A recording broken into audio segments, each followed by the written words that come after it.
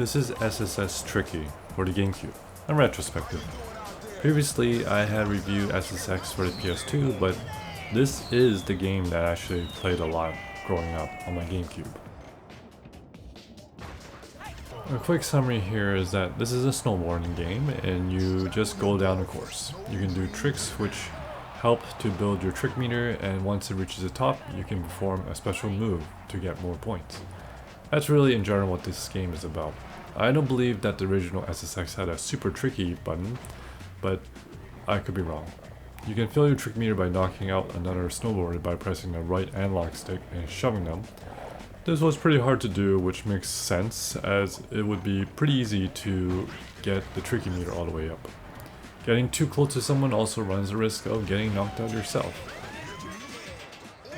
This game probably has a couple more characters and levels compared to the first one, but you will have to unlock them.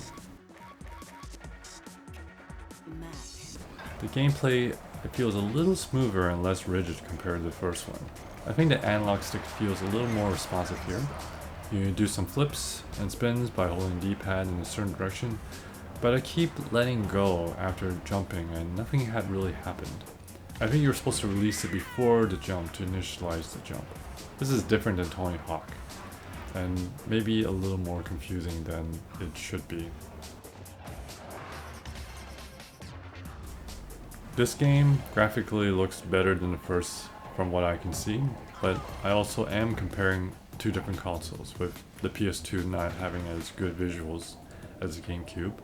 Sound is also top notch, you get a good soundtrack. And overall, I think this is a solid addition to the game, improved over original. I would give it a 7.5 out of 10.